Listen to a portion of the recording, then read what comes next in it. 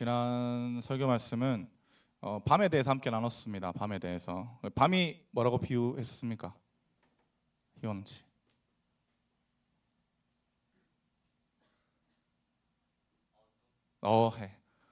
생각해놓은 게 아주 기특합니다.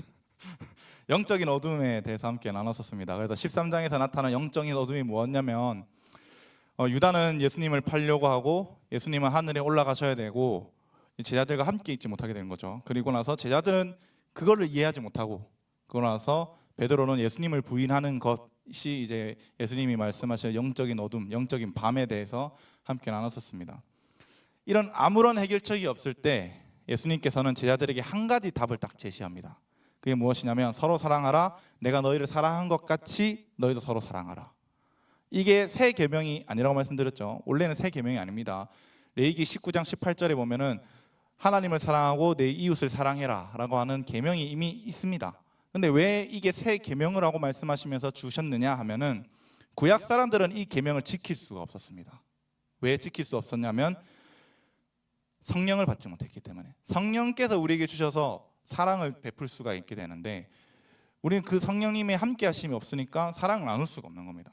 형제 사랑할 수 있는 것도 없고 부모를 공경하는 것도 할 수도 없고 뭐 아무런 사랑의 대가가 없는 거죠. 사랑을 행할 수 없는 거죠.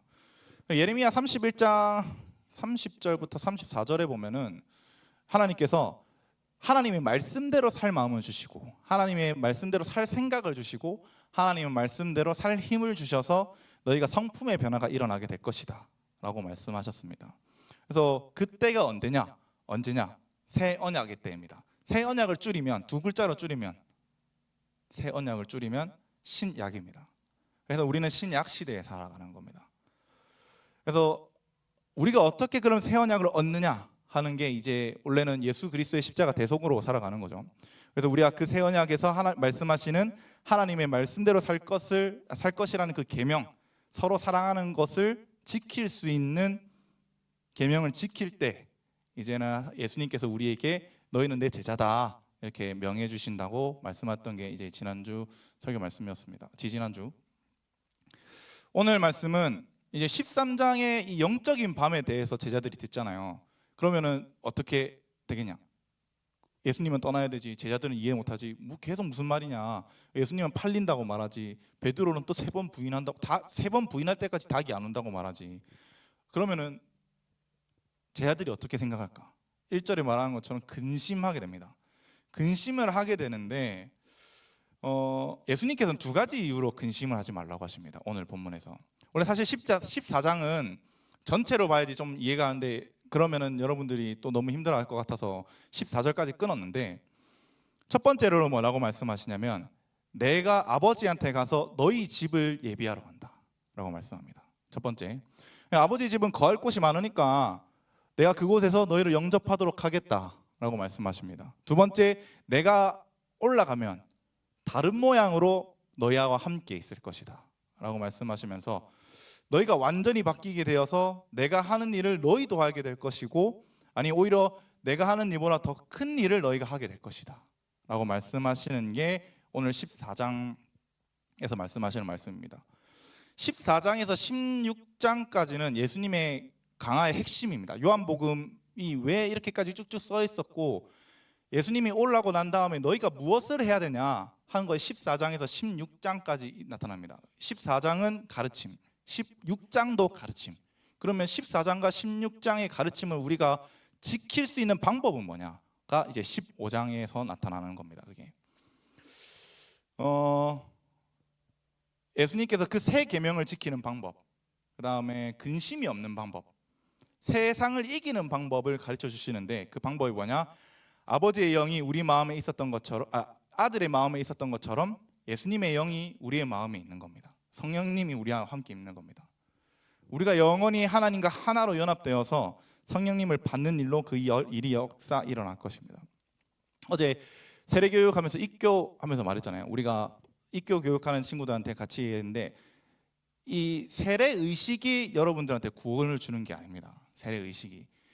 세례는 증표입니다. 우리가 예수님을 믿었다, 성령님을 받았다는 증표로서 우리가 세례를 베푸는 거지, 진짜로 우리에게 구원을 주시는 거는 성령님께서 우리 안에 내조하셨을 때부터 구원을 받는 겁니다. 알았죠? 근데 그러면 그 증표로 내가 이제 두 번 다시는 세상으로 돌아가지 않겠습니다라고 고백하는 게 이제 세례 의식으로 함께 시작하는 겁니다. 그래서 이걸 혼동하지 마시고 여러분들이 먼저 성령을 받으시길 바랍니다. 성령 내 안에 가득하시길 바라고, 그 일로 인해서 우리가 근심이 없고 평안이 넘치게 될 겁니다. 그 은혜와 복을 함께 누리는 저와 여러분들이 되기를 주님의 이름으로 간절히 바랍니다. 1절부터 3절 함께 읽어보겠습니다. 시작. 너희는 마음에 근심하지 말라. 하나님을 믿으니 또 나를 믿으라. 내 아버지 집에 거할 곳이 많도다. 그렇지 않으면 너희에게 일렀으리라. 내가 너희를 위하여 거처를 예비하러 가노니 가서 너희를 위하여 거처를 예비하면 내가 다시 와서 너희를 내게로 영접하여 나 있는 곳에 너희도 있게 하리라. 아멘. 서론에도 말씀드렸던 것처럼 제자들이 근심할 수밖에 없겠죠. 영적인 밤이 있다고 하니까 자기들이 봐도 사실 답이 없는 상황입니다. 예수님이 없는데 자기들은 이때까지 예수님을 믿고 이런 예수님의 가르침대로 행했는데, 예수님이 사라진다고 하면 내 정치적인 지위와 이런 건 다 어디가? 라고 생각하고 근심할 수밖에 없을 겁니다. 사실 이제 근심보다는 마음이 괴로워하고 있었다, 이렇게 원어는 되어 있습니다. 괴로워하다 이렇게 되어 있는데, 그 사람이 너무 가끔씩 길 지나가면 그런 사람도 있잖아요. 막 이렇게 인상 찌푸리면서 막 가는 사람들, 이런 사람들 있잖아요. 너무 심란하고 그 뭐 인상 찡그리고 왜 내를 쳐다보는데 기운 없어 보이고 의기소침해지고 뭐 그런 사람들 있잖아요. 그런 사람들이 있습니다. 맞죠? 그 근심이 가득한 거죠, 마음에. 그러니까 나는 괜찮다, 아무렇지 않다, 이미 그 속에 근심이 자리 잡아서 이제 기쁨이란 걸 모르는 상태가 이제 계속 표정에서 드러나게 되겠죠. 계속 그렇게 살게 된다면. 근데 이 14장을 이해하려면 여러분 이 단어를 잘 알아야 됩니다. 근심하지 말라, 이 단어가 핵심 단어입니다. 이 단어가. 그러니까 예수님께서 제자들에게 하실 일을 보여주신다면서 말씀하는데, 27절에 보면, 여러분 여기는 없는데 27절에 보면 이렇게 말씀합니다. 평안을 너희에게 끼치노니 곧 나의 평안을 너희에게 주노라. 내가 너희에게 주는 것은 세상이 주는 것과 같지 아니하니라. 너희는 마음에 근심하지도 말고 두려워하지도 말라. 이렇게 말씀하면서 27절까지 끊으면은 이게 수미상관이라고 하죠. 처음과 끝이 같다는, 그거를 예수님이 두 번 강조해서 말씀하시는 거예요. 근심하지 말라는 거를. 시편 8편 4절이죠. 네, 한번 보면 이렇게 돼 있죠. 사람이 무엇이기에 주께서 그를 생각하시며 인자가 무엇이기에 주께서 그를 돌보시나이까? 라고 말씀합니다. 그러니까 궁금한 거죠. 사람이 뭔데 하나님이 나를 이렇게 잘해주시고 나한테 챙겨주시고 나를 교육해주시고 가르쳐주시냐? 내가 뭔데 하나님한테 이렇게 사랑을 받냐? 라고 이야기를 하는 겁니다. 시편 기자가. 하나님께서 우리를 돌봐주시는데 우리가 걱정할 필요가 있냐? 필요가 없는 겁니다. 우리는 걱정할 필요가 없는 겁니다. 그래서 예수님이 뭐라고 말씀하시냐면 2절에 보면은 3절이죠. 죄송합니다. 1절이네요. 1절입니다. 네. 뭐라고 말씀하시면 하나님을 믿으니 나를 믿어라 라고 말씀하는 겁니다. 그러니까 야, 걱정할 필요 없어. 내가 다 돌봐줄게. 하나님이 다 돌봐주잖아. 그러니까 하나님을 믿고 나를 믿어 라고 말씀합니다. 원어에서 이거는 이제 믿으니 나를 믿어라. 너희가 하나님을 이미 믿고 있잖아. 그러니까 나를 믿어라. 이게 아니라 너희는 근심하지 마. 하나님도 믿고 나도 믿어. 이렇게 이야기하는 겁니다. 하나님이 우리를 돌봐주신 것을 믿습니다. 세상 역사 모든 것을 주관하시는 분이니까. 그러면 우리가 어떻게 우리를 돌봐주시느냐? 2절 보면 가시는 이유를 말씀합니다. 내 아버지 집에 거할 곳이 많도다. 그렇지 않으면 너희에게 일렀으리라. 내가 너희를 위하여 거처를 예비하러 가노니. 이렇게 말씀합니다. 하나님 집에, 이 천국을 말하는 거겠죠. 하나님 집에 거처가 많다는 겁니다. 이미 집이 있다는 겁니다. 많다는 겁니다. 그렇지 않으면 너에게 일렀으리라 이렇게 말하는 거는, 야, 집이 없으면 너희한테 미리 말했겠지, 이런 거 말하는 거겠죠. 그렇겠죠. 야 천국에 집 딱 100평 분양 받을 때, 우리 여러분들은 분양이라면 잘 모르나? 아파트 분양 받을 때 선착순 100명, 그 이론은 다 아파트 못 들어옴 이렇게 생각하다 봅시다. 그럼 선착순 100명만 구원받을 수 있고 나머지는 다 지옥 가. 그렇게 하면 예수님 뭐라고 말할까요? 야, 너 그 진짜 열심히 신앙생활해라. 그래서 공로주의 열심히 쌓고 너희 행위로 열심히 쌓아가지고 구원받아, 이렇게 말할 겁니다. 근데 예수님은 그렇게 말씀하시지 않고 자리가 너무 많으니까, 내 집에 거할 곳이 너무 많으니까 너희를 위해서 예비하러 가신다고 말씀합니다. 집을 허락을 예비하러 간다는 것은 이제 아버지한테 허락을 받으러 가신다는 거겠죠. 집이 이미 예수님이 뚝딱뚝딱 목수처럼 짓는다는 거 말하는 게 아니라 허락을 받으러 간다는 거 얘기합니다. 그래서 3절에 보면은 가서 너희를 위하여 거처를 예비하면 내가 다시 와서 너희를 내게로 영접하여 나 있는 곳에 너희도 있게 하리라, 이렇게 됩니다. 여러분, 유대인의 결혼은 세 가지를 꼭 통과해야 됩니다. 세 가지를 꼭. 첫 번째, 약혼. 이거는 제 어릴 때만 해도 약혼식이라고 했어갖고 좀 있었던 것 같은데 맞나요? 한 20년 전만 해도 약혼식 한다고 했었는데 요즘에는 이제 이런 문화가 다 없어졌습니다. 약혼이라고 해서 옛날에는 이제 고대에서는 아버지들끼리나 아니면 당사자들끼리 결혼하겠다고 약속하는 것을 이제 약혼이라고 합니다. 너랑 결혼할 거야, 이렇게 해서 결혼하고 하는데, 그럼 두 번째로는 이제 증혼이라는 게 있습니다. 증혼. 우리의 개념은 좀 다른데, 증혼은 이제 남편이 된 남자가 아내의 아버지한테 결혼 지참금을 줍니다. 결혼 지참금. 예를 들면 제 와이프 이제 결혼했으니까 제가 와이프랑 결혼하려고 했을 때 저희 장인어른한테 내 와이프의 값어치만큼 내가 돈을 줘야 되는 겁니다. 아버지한테. 예를 들면 소 10마리면 소 10마리 줘야 되고, 너무 가치가 없다 이러면 뱀 한 마리 줘도 되고, 이런 느낌으로 하는 겁니다. 그만큼 내가 사랑하는 만큼에 주는 거죠. 사랑하는 만큼으로. 그래서 이 증혼을 하고 나서 결혼 지참금을 주고 나면 뭘 하느냐? 남편은 뭘 하냐면 1년이면 1년, 2년이면 2년 동안 집을 준비하러 가야 됩니다. 집을 예비하러 가야 됩니다. 그래서 살 집을 만들어 놓거나 아니면 집을 사거나 이렇게 한 다음에, 두 번째는 이제 여자는 뭐 할까 그러면?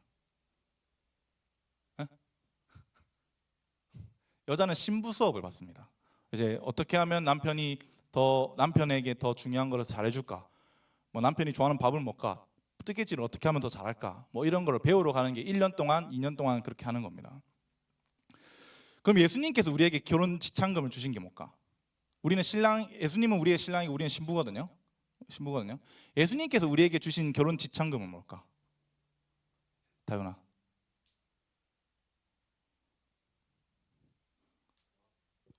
비슷합니다. 맞습니다.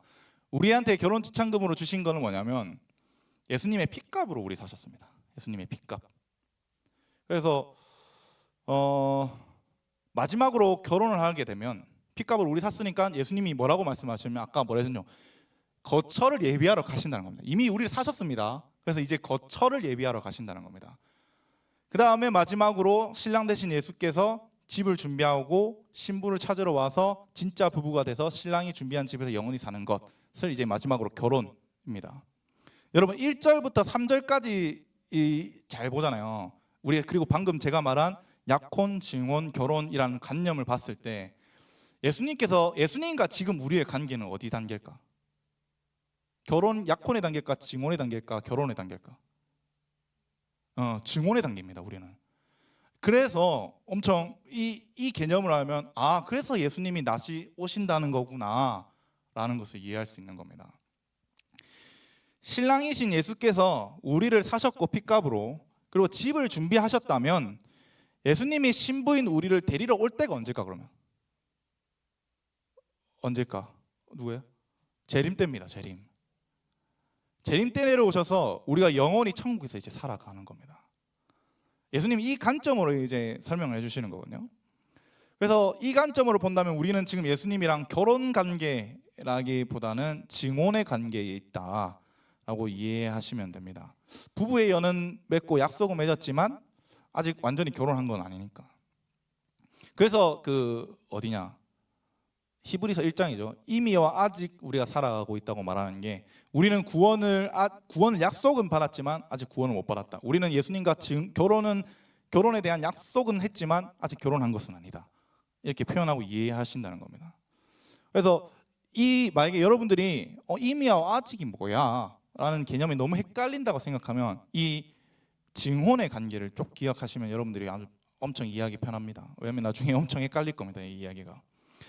4절 5절 한번 같이 읽어보겠습니다. 시작. 내가 어디로 가는지 그 길을 너희가 아느니라.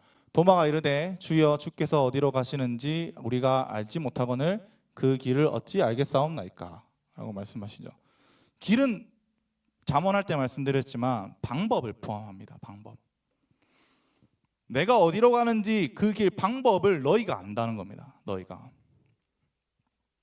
그런데 5절에서 도마가 뭐라고 말하면 도마는 주님 주께서 어디로 가는지 우리가 어떻게 압니까? 그리고 어디로 가는 그 방법을 우리가 어떻게 압니까? 라고 이야기하는 겁니다. 왜 제자들이 이 말을 이해 못하냐면 26절에 보면 성령께서 오셔서 마음속에 들어와서 모든 것을 가르쳐야 됩니다. 성령께서. 예수님의 말씀을 생각나고 이렇게 해야 되는데 지금 제자들은 그게 불가능하죠. 왜냐하면 예수님이 하늘에 올라가시지 않았으니까 성령이 내려오지 못했으니까. 그래서 예수님은 그 길을 제시해 줍니다. 그 길이 뭐냐? 6절 한번 보겠습니다. 같이 읽을게요. 시작. 예수께서 이르시되 내가 곧 길이요 진리요 생명이니 나로 말미암지 않고는 아버지께로 올 자가 없느니라. 아멘. 네. 이것도 잠언할 때 한번 설명했었는데 내가 곧 길이요 진리요 생명이요 할 때는 생명이니 할 때는 각 명사마다 정관사를 넣어야 됩니다. 정관사가 뭐야, 현우야? 네, 영어로 더입니다. 그러니까 그 길이고 그 진리고 그 생명이다라고 해야 되는 겁니다.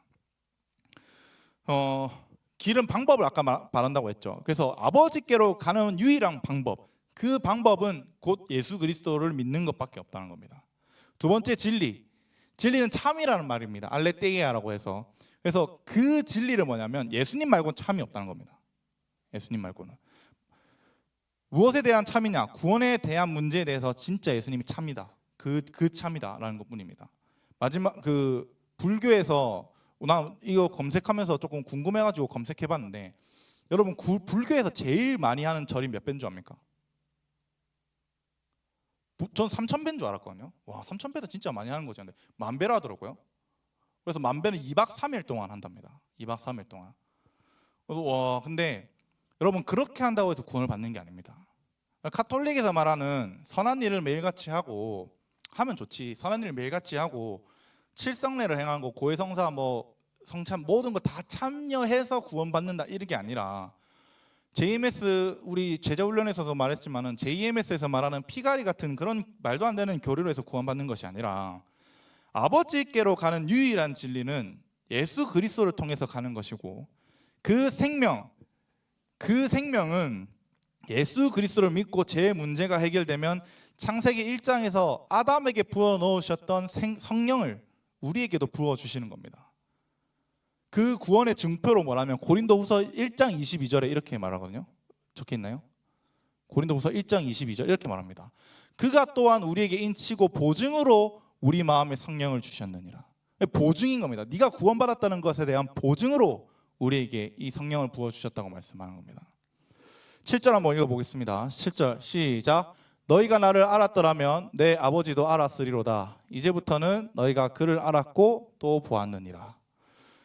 7절부터는 예수님이 근심하지 말아야 되는 두 번째 이유를 설명합니다. 이때 첫 번째는 예수님이 우리에 위해서 집을 예비하러 간다는 거고, 두 번째는 뭐냐면 또 다른 형태로 너희와 함께 있을 것이다. 또 다른 형태로. 너희가 나를 알았더라면 아버지도 알았으리라. 이 무슨 말이냐면 아버지를 모른다는 말입니다. 알았더라면 나를 알았으리라. 나를 모르니까 너희도 아버지 모르는 거야. 쟤들이 여러분 예수님이랑 3년을 같이 있었습니다.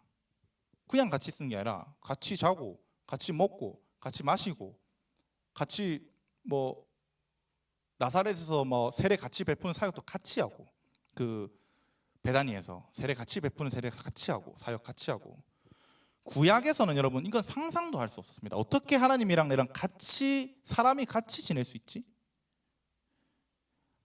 사람의 몸을 입고 오신 하나님이 3년 동안 함께 있었는데 모른다는 겁니다. 이들은. 그래서 이제부터는 너희가 그를 알았고 또한 보았느니라. 근데 하윤아, 여기 이제부터 그를 알았고 보았느니라가 문맥으로 엄청 매끄럽다고 생각하나? 문법적으로. 네. 이제부터니까 과거가 아니겠죠. 미래의 이야기를 합니다. 미래 시제를 써야 됩니다. 근데 지금 알고 보았느니라, 이거는 과거의 시제를 말하잖아요. 틀린 말입니다. 문법적으로 왜 이렇게 틀린 말을 썼을까? 요한이 어부 출신이라서 무식해갖고 말이 되는 소리를 해라 진짜. 무식해갖고 그런 게 아닙니다. 요한 똑똑한 사람이에요. 세례 요한의 제자였습니다. 그 우리 1장에 보면 알겠지만 세례 요한의 원래 제자였다가 세례 요한이 너희도 가라고 해서 예수님의 제자가 된 거예요. 엄청 똑똑한 사람입니다. 근데 왜 이렇게 말을 하냐면, 너희가 지금까지는 하나님 모르겠지만 이제부터는 하나님 알게 된다는 겁니다. 이제부터는 하나님의 음성을 듣고 하나님을 볼 것이고 하나님과 친밀한 교제 속에서 하나님을 경험하며 알게 될 것이다 라는 것을 말하기 위해서 이런 말도 안 되는 문법을 쓴 겁니다. 말도 안 되는 문법을. 많은 교회 다니는 사람들, 여러분, 이런 알미 없습니다. 이제부터 알았고 보았다고 말하는데 이런 알미 없습니다. 경험적인 하나님에 대한 경험적 지식이. 그냥 교회만 왔다 갔다 하는 거지. 그게 예수님 잘 믿는 거라고 생각합니다. 사람들은. 저는 이게 여러분들의 잘못이 아니고 성도들의 잘못이 아니라고 생각합니다. 잘못은 그렇게 가르치는 사람이 문제라고 생각한 거지. 왜요? 맞죠? 가르치는 사람이 잘못 가르친 거죠. 주님의 감동을 캐치하지 못하게 하는 거, 주님의 음성을 듣지 못하게 하는 거, 경험적으로 주님을 알지 못하게 하는 거, 내가 제대로 믿지, 그거를 제대로 가르치지 않을 거죠. 내가 이 세 가지가 만약에 없다면 내가 예수 제대로 믿고 있는지 한번 생각해 봐야 됩니다. 진짜로. 정말로. 여러분, 이거 진짜 문제입니다. 제가 다시 한번 말씀드리지만 내 구원의 문제입니다. 내 구원의 문제. 내가 천국 가느냐 지옥 가느냐 하는 문제인데, 여러분, 어제 저희 성경고사가 치는 친구들 시험 성적 보면은 뭐 말 안 하겠지만 뭘 안 합니다. 그거 가지고. 왜? 그게 구원의 문제는 아니잖아. 근데 여러분, 구원의 문제는 정말로 중요한 겁니다. 이 문제가 해결되지 못하면 어떻게 되는 줄 압니까? 8절 9절 한번 보겠습니다. 8절 9절 시작. 빌립이 이르되 주여 아버지를 우리에게 보여주옵소서. 그리하면 족하겠나이다. 예수께서 이르시되 빌립아, 내가 이렇게 오래 너희와 함께 있으되 내가 너를 알지 못하느냐? 나를 본 자는 아버지를 보았거늘 어찌하여 아버지를 보이라 하느냐? 여러분, 빌립이 언제 예수님의 제자가 됐게? 잘 기억하기 힘들겠지만 1장부터 됐습니다. 그러니까 예수님 초기, 완전 극초기 제자입니다. 여러분, 극초기 제자라는 말은 뭘까? 예수님의 가장 오래된 제자 중에 한 명이라는 거고, 예수님의 가르침을 가장 많이 받은 사람 중에 한 명이라는 겁니다. 12사도들보다 더 깊게, 그 중에서 더 깊게 배웠던 사람이 초기 제자들입니다. 그런데 무슨 말을 하냐? 주여 아버지를 우리에게 보여주소서. 그러면 족하겠나이다. 이게 부정가고 명령어로 돼서 예수님한테 명령하는 겁니다. 보여도, 아버지 보여도. 다른 건 다 모르겠고 지금 하나님 당장 내 눈앞에 보여주세요. 그럼 내가 만족하겠습니다. 그럼 예수님은 뭐라고 말씀하시냐면, 내가 너랑 이렇게 오래 있었는데, 야, 내가 너랑 이렇게 오래 있었는데 그걸 알지 못하냐? 구약에서 하나님의 영광을 잠깐 본 모세가 있습니다. 시내산에서 율법 받으러 갈 때 하나님의 얼굴을 저한테 제발 보여주세요, 모세가 이렇게 말했었거든요. 시내산에서 율법 받을 때 하나님이 뭐라 말씀하셨냐면, 야, 니 내 얼굴 보면 죽는다. 죄인이기 때문에 죽는데 내가 지나갔을 때 뒷모습의 그 조그마한 영광만 보더라 너한테 보여주겠다 라고 하셨을 때, 하나님이 그 영광을 봤는데도 사람들이 모세의 얼굴을 못 봤다고 했습니다. 왜냐하면 하나님의 영광이 모세의 얼굴에 그대로 묻어나와 있었기 때문에. 그런데 빌립이 예수님을 본 것, 3년 동안 같이 지낸 것, 이 둘 중에 어떤 게 더 클까? 영광을 받은 것 중에서 당연히 빌립이 더 큽니다. 왜냐하면 하나님과 동행했던 겁니다. 3년 동안 우리와 함께 거하면 아버지를 본 것인데, 빌립은 이해를 못하는 겁니다. 왜냐하면 성령을 받지 않았기 때문에. 예수님의 다른 형태인 성령님을 받지 못하고 그들 속에 없기 때문입니다. 그러니까 띵한 겁니다. 이해를 못하는 겁니다. 계속해서 예수님의 말씀을. 10절에서 11절 한번 읽어보겠습니다. 시작. 내가 아버지 안에 거하고 아버지는 내 안에 계시는 것을 내가 믿지 아니하느냐. 내가 너에게 이르는 말은 스스로 하는 것이 아니라 아버지께서 내 안에 계셔서 그의 일을 하시는 것이라. 내가 아버지 안에 거하고 아버지께서 내 안에 계심을 믿으라. 그렇지 못하겠거든 행하는 그 일로 말미암아 나를 믿으라. 내가 아버지 안에 거하고 아버지는 내 안에 거하는 것을 네가 못 믿냐? 서로 하나라는 것을 네가 도저히 모르느냐? 아버지 성부 하나님께서는 성자 하나님 예수님한테 거하시면서 딱 두 가지 일을 제시하셨습니다. 두 가지 일만 하셨습니다. 만이라고 좀 그러고 두 가지 일을 하셨는데 대표적으로 첫 번째 말씀하셨습니다. 그래서 예수님은 아버지께서 가르치신 말씀만 하셨고요. 예수님 야 저 때 타이밍이 됐으니까 이제 기적을 베풀어라고 할 때만 기적을 베푸셨습니다. 두 번째로 뭐냐면 그 표적을 진짜로 나타나게 만들어 주셨습니다. 예수님이. 그 표적을 예수님이 나타냈느냐? 아니요, 하나님이 나타낸 겁니다. 매번 말씀드리지만 예수님은 신성과 인성을 두 가지 다 가지고 있습니다. 근데 이 땅에 사실 때는 신성을 전혀 사용하시지 않았습니다. 오로지 인성으로만 사셨습니다. 그러면 어떻게 예수님이 기적을 행하셨느냐? 누가복음 4장 18절에 한번 볼까요? 같이 읽어보겠습니다. 시작. 주의 성령이 내게 임하셨으니 이는 가난한 자에게 복음을 전하게 하시려고 내게 기름을 부으시고 나를 보내사 포로된 자에게 자유를 눈먼 자에게 다시 보게 함을 전파하며 눌린 자를 자유롭게 하고. 그 다음에 고린도전서 10장 38절에 보면 사도행전이죠. 사도행전 10장 38절에 보면 하나님이 나사렛 예수에게 성령과 능력을 기름 붓듯 하셨음에 그가 두루다니시며 선한 일을 행하시고 마귀에게 눌린 모든 사람을 고치셨으니 이는 하나님이 함께 하셨습니다. 예수님이 하신 거 아닙니다. 정확하게 말하면 하나님이 하셨습니다. 성령께서 기름 붓듯 하셔서 예수님한테 흘러나오게.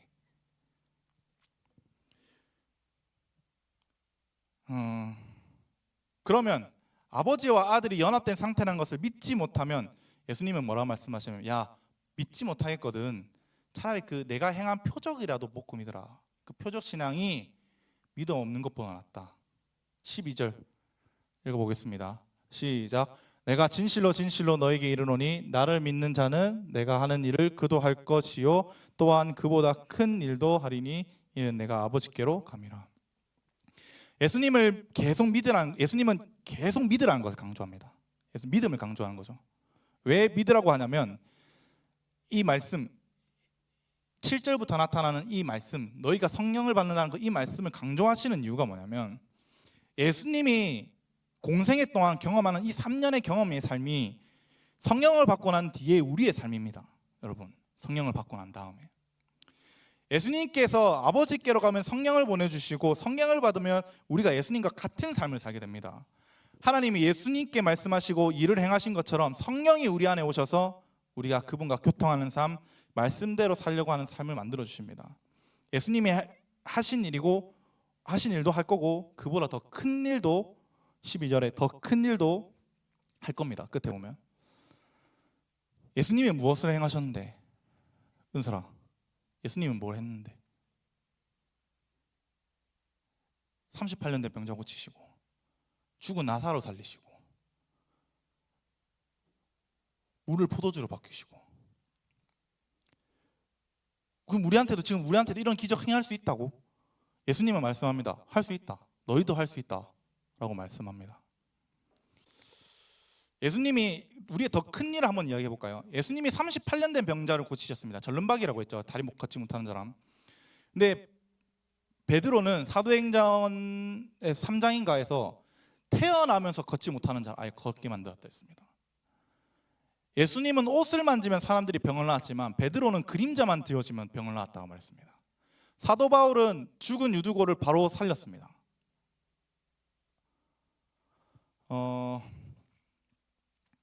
성령을 받으면 성령을 받고 무시하는 삶이 아니라 성령을 받고 순종하는 삶을 살아갈 때 이러한 능력을 살아가게 됩니다.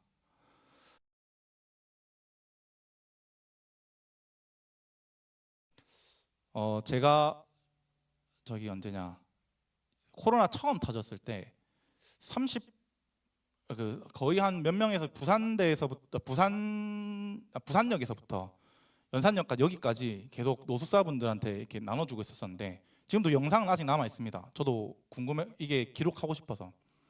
근데 청년들이랑 다 같이 지하철에 딱 앉아가지고 그분이 30년을 못 걸으셨다고 했습니다. 30년 여자분이셨는데 30년을 못 걸으셨다고 말씀하셨었는데 그 청년들이 다 우르르 몰려가지고 그분을 위해서 계속 기도했습니다. 저만 한 게 아니라 여러 명 같이 했었으니까. 근데 예수님이 말씀하신 것처럼 벌떡 일어나서 걸으시진 않았는데 그분이 그때부터 걸었습니다. 그리고 그 뒤로부터는 어떻게 된지 모르겠습니다. 왜냐하면 노숙자 자리에서 한 번도 못 봤습니다. 그 뒤로부터 다시 뭐 일상으로 돌아가셨든지 어떻게 하셨겠죠. 저는 이게 주님께서 우리에게 주신 큰 일이라고 생각합니다. 저는 그거를 봤기 때문에 절대로 이건 거짓말이 아니라는 것을 알고, 근데 예수님보다 우리가 왜 큰 일을 해야 될까? 예수님은 하나님이잖아. 우리가 하나님보다 클 수가 있나? 근데 하나님이 우리한테 그렇게 능력을 부여하신 이유는 뭐냐면, 그러니까 예수님이 제안하신 거죠. 스스로 제안하신 이유는 뭐냐면 사역의 방향성이 다른 겁니다. 바울은 유럽 온 땅에 복음을 전하면서 복음을 믿게 했고요. 복음에 전해야 되는 사이즈가 다릅니다. 근데 예수님은 이스라엘에 돌아올 자를 위해서만, 잃어버린 자들을 위해서만 복음을 전하셨습니다. 사이즈가 다르죠, 완전히. 예수님이 이거는 허락하신 일입니다. 뭐라고 말씀하시냐면 주님이 하신 일보다 더 큰 일을 할 수 있도록. 13절 14절 마지막인데 한번 읽어보고 마치겠습니다. 시작. 너희가 내 이름으로 무엇을 구하든지 내가 행하리니 이는 아버지로 하여금 아들로 말미암아 영광을 받으시게 하려 함이라. 내 이름으로 무엇이든지 내게 구하면 내가 행하리라. 성령을 부어주실 뿐만 아니라 제 아들이 구하는 것을 주십니다. 물론 예수님을 통해서 하나님께서 영광 받으신 것처럼 이제는 제자를 통해서 영광을 받으시겠지만, 물론 이거는 내 욕심의 정욕이 아닌 겁니다. 내 욕심의 정욕이 아니라 하나님의 나라와 하나님의 뜻을 구할 때, 그것을 건설하러 나갈 때 이야기하는 거겠죠. 근데 이 기적이든 가르침이든 이게 다 어디서 오는 것이냐? 우리가 예수님한테 기도했을 때 예수님께서 응답해 주시는 것이다 라고 말씀합니다. 여러분, 제자들이 근심해야겠습니까? 안 해야겠습니까? 근심해야겠습니까? 안 해야겠습니까? 안 해야겠죠. 뭐라고요? 안 해야겠죠. 그래서 여러분, 하늘에 올라가서 우리의 천국 거처를 예비하시는 것과 우리에게 성령을 보내주시기 위해서 예수님은 가셔야 되는 게 맞습니다. 아니면 우리랑 머무셔서 평생 우리가 성령 못 받고 살아가야 되냐? 근심할 필요가 없습니다. 가는 게 유익입니다. 가시는 게 우리의 길이고 진리고 생명이신데, 우리에게 방법을 알려주셨고 진리도 알려주셨고 유일한 구원을 제시해 주셨는데 근심할 필요가 없다고 말씀하는 겁니다. 우리는 그 길을 따라가기만 하면 됩니다. 여러분, 우리는 하나님의 영이 우리에게 있는 시대를 살아가고 있습니다. 가끔씩 그런 사람도 있거든요. 기도하면서 우리 수련할 때 같은 데 보면 기도하면 막 울면 이런 거 있잖아요. 그게 다 감정이다. 그냥 음악적인 요소가 일소하고 감정이다 이렇게 말하는데 제가 많이 다녀봤는데 안 온 사람은 끝까지 안 옵니다. 끝까지 안 옵니다. 안 오는 사람은. 여러분, 감정이 아니라 성령께서 우리에게 감동을 주셔가지고 내가 죄인인 것 깨닫게 하고 예수님 믿게 만들고 예수님 앞에 나아가도록 만들게 하시기 위해 성령께서 우리에게 감동을 주시는 거기 때문입니다. 그 하나님의 영이 있음으로 많은 일들이 풀어지고 기적들이 일어납니다. 저는 방금도 말씀드렸던 것처럼 성령의 기적을 믿습니다. 많이, 강력하게. 그리고 지금도 그 역사가 일어나는 것도 믿고요. 그런데 많은 사람들은 이 능력을 받지 못하거나 고침을 받지 못하는 이유가 뭐냐면 근심만 하기 때문입니다.